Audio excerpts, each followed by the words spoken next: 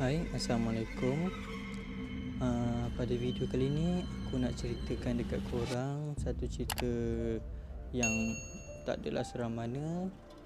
Kalau bagi yang berani tu tak ada seram mana. Kalau yang tak berani tu mungkin seram kot. Okey. Cerita ni aku ambil dekat Google je sebab aku pun tak ada pun cerita-cerita seram ni. Aku just baca dan bagi korang dengar je lah. Okey. Kisah ni berlaku waktu aku belajar dekat Unisel Batang Berjunta Selangor, waktu 2007. Semasa intake aku tu, college ni baru je siap. Dia punya infrastruktur apa semua nampak moden lah, tak ada benda yang usang, menakutkan. Macam biasa, pelajar baru ni diberikan keistimewaan untuk tinggal dalam college lah. College kami ni macam apartmen 4 tingkat. Dalam apartmen tu ada 3 bilik tidur, 2 bilik air. Mujurlah dapat tiket satu. Tak adalah penat sangat nak naik turun tangga kan. Satu rumah ada 6 orang, setiap bilik ada 2 orang. Aku dapat bilik dengan Ana. Ana ni inilah nama samaran.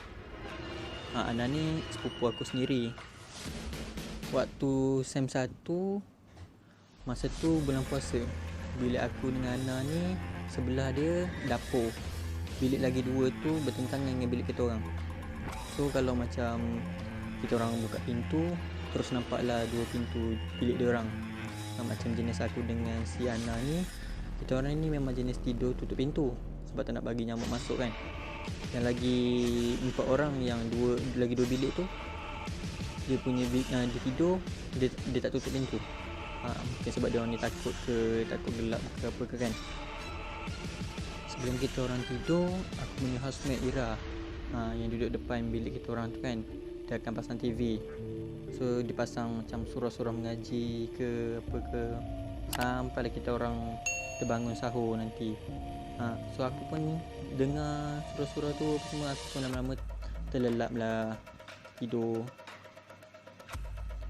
Pada keesokan harinya, Ira tanya aku dengan Ana, korang ada bangun ngaji ke ikut dalam TV malam? Aku pun jawab lah dengan Ana sentak, mana ada, korang sedap je tidur dekat bilik tu. Rupanya si Ira ni, dia dengar ada lagi 2-3 orang yang ikut sekali mengaji macam dalam TV tu. Aku pun tak adalah pelik sangat sebab mungkin rancangan tu mengaji ramai-ramai. Yang si Ira ni mati-mati kan cakap yang mengaji dalam TV tu seorang je. Sebab dia yang buka TV tu kan. Lagipun bulan puasa ni aku malas nak fikir buka-buka benda-benda ni sebab setan tu apa bagi aku penikat kan. Sejak dari itu banyak kejadian-kejadian yang pelik. Contohnya bunyi macam tarik kursi waktu tu pukul 1 hingga 4 pagi macam tu lah. Waktu tu semua orang dah masuk bilik, dah nak tidur ke, stadium bilik ke. Bunyi macam orang tarik kursi. Biasalah orang nak duduk kan mesti ditarik kursi tu dulu kan. Tapi waktu tu aku fikir mungkin budak bilik atas kot nak study kat luar. Dia orang kot yang tarik kursi tu. Tapi aku rasa aku dengar benda tu dekat. Faham tak dekat? Kiranya macam aku dengar benda tu dekat ruang tamu rumah aku je. Lepas tu ada lagi benda lain yang bunyi macam orang buka pintu, tutup pintu. Tapi waktu tu aku fikir ni je, manalah housemate aku ni bawa balik ke pagi-pagi buta ni. Aku baca hati kan. Memandangkan bilik aku ni sebelah je dengan dapur, jadi aku selalu dengar bunyi orang masak. Lepas tu dengar bunyi orang buat air, dengar dia kacau air tu kan, dengar bunyi sudu tu belaga dengan cawan. Lepas tu dengar bunyi orang basuh mangkuk pinggan. Nak kata member rumah sasar lah bukan dia orang, sebab takkanlah dia orang nak buat semua tu dalam gelap kan. Kalau dia orang buka lampu, mestilah aku nampak cahaya lampu tu daripada bawah-bawah pintu bilik aku tu kan. Sebab aku ni jenis tidur tutup pintu kan. Aku pun malas lah nak kecoh-kecoh tanya budak-budak rumah, takutkan dia orang pula kan. Dalam kepala otak aku ni, aku selalu cakap, ni kan bulan puasa, mana ada hantu-hantu ni. Apa yang aku dengar tu mungkin perasaan aku je kot, tak pun budak rumah atas. Sebelum kami cuti raya puasa, sekaligus tamatlah SEM 1, kami satu rumah ni 6 orang duduk lah sembang-sembang sebab dah tak ada kelas kan, masa banyak habis borak je. Sampai satu cerita ni Ira beritahu dia pernah nampak ada satu bayangan orang macam lembaga hitam pun ada depan bilik aku dengan Ana. Apa lagi, terbeliak biji mata kami berlima. Ira pun sama cerita dia. Masa dia nampak tu tengah malam sebelum dia tidur. Dia kan tidur tak tutup pintu. So dia nampak bayang tu tembus melalui pintu bilik aku. Aku kan tidur tutup pintu. Lepas tu kami berlima ni pun cakap, pasal kau je ke Ira, bulan-bulan puasa ni mana ada hantu. Tapi dalam hati aku ni kata, mungkin semua ni ada kena-mengena dengan apa yang aku dengar selama ni. Kami pun tutuplah cerita tu, malas nak fikir negatif-negatif kan, malas nak fikir. Lepas tu keesokannya baliklah kami semua kampung masing-masing untuk beraya. Lepas tu dapat cuti 3 minggu, cuti semester 3 minggu. Masuk semester kedua, semua kawan-kawan rumah aku dah balik awal-awal pagi lagi dah. Termasuk sepupu aku Lana. Aku je sampai lewat. Korang tahu apa jadi? Dekat pintu bilik aku tu ada macam pasir ditaburkan, tutup lubang-lubang pintu tu. Ni apa yang Ana cerita lah, sebab dia sampai awal pagi kan. Lepas tu atas lantai dalam bilik aku tu ada banyak rambut yang gugur, rambut panjang-panjang. Tapi Ana dah sapu lah pasir dengan rambut yang ada dalam bilik kita orang tu. Tapi setahu aku, sebelum aku balik kampung memang aku sapu satu rumah. Tak mungkin lah rambut kita orang berenam. Lagi satu ada benda yang pelik. Dalam bilik air ada minyak masak yang dah digunakan, dibuang, dicurahkan dekat lubang air dia tu. Nasib baiklah yang sampai waktu tu Ana yang sampai awal, dia dah bersihkan. Kalau tak, aku tak tahulah nak adap benda-benda macam ni macam mana. Malam tu Ana ada minta saudara kat kampung kami tengok apa yang jadi.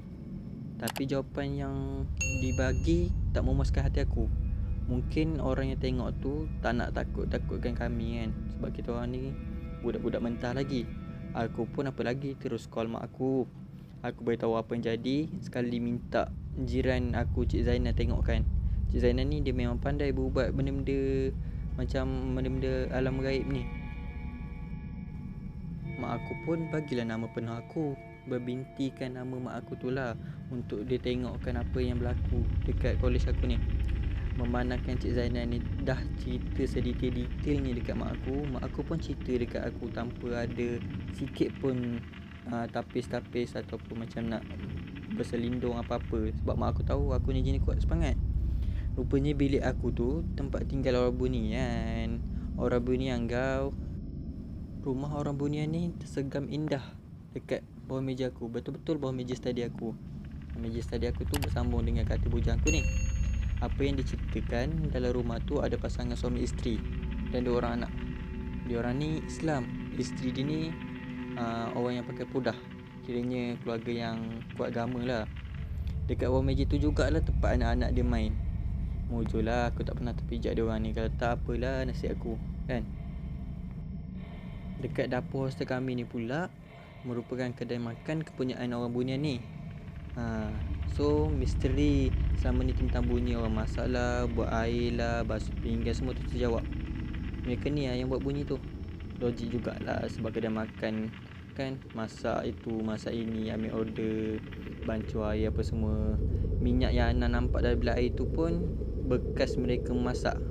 Tak sempat nak bersihkan kot, sebab mereka tak sangka kami balik hostel seawal ni. Bunyi kursi dia tarik, dia tolak, pintu dibuka ditutup. Sama ni yang aku dengar tu bunyi pelanggan mereka yang datang dan pergi. Bunyi orang mengaji ikut TV tu pun memang mereka juga. Hati aku ni pun beranilah sikit bila mak kata mereka ni Islam juga macam kita. Mereka sembahyang, mereka mengaji, bahkan mereka lebih banyak ibadat daripada kita. Lepas dah tahu semua tu, aku ubah posisi tidur aku. Sebelum ni kaki aku dekat ujung meja study tu kan, tapi kali ni kepala aku pula kat situ. Kira macam hormat dah sikit, takkan nak bagi kaki. Nak alihkan berabut, takut roboh pula rumah dia orang tu.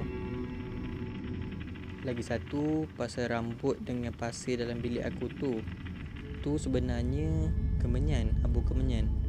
Orang bunian tu yang taburkan dalam bilik kita orang supaya kita orang ni takut dan kita orang ni pindah ke tempat lain.